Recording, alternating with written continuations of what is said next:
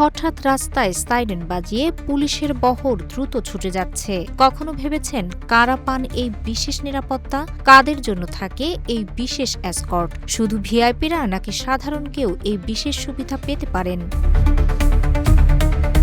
অনেকেই মনে করেন এটি কেবল ভিআইপি মর্যাদার প্রতীক, কিন্তু বাস্তবে পুলিশের এসকর্ট মূলত একটি বিশেষ নিরাপত্তা ব্যবস্থা, যা কেবল পদমর্যাদা বা প্রভাবের ভিত্তিতে দেওয়া হয় না।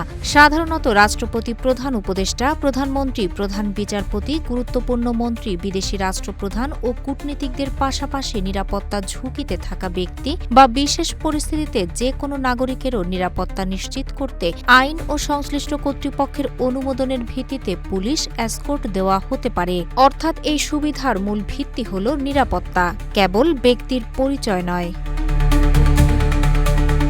এছাড়া বিশেষ রাষ্ট্রীয় অনুষ্ঠান, আন্তর্জাতিক সম্মেলন বা উচ্চ নিরাপত্তা ঝুঁকিপূর্ণ পরিস্থিতিতেও পুলিশের এসকর্টের ব্যবস্থা করা হয়। এই এসকর্টের লক্ষ্য শুধু সম্মান প্রদর্শন নয়, সম্ভাব্য হামলা বা নাশকতার ঝুঁকি মোকাবেলা, যানজট এড়িয়ে দ্রুত চলাচল নিশ্চিত করা এবং জরুরি পরিস্থিতিতে নিরাপত্তার সমন্বয় করাই এর মূল উদ্দেশ্য।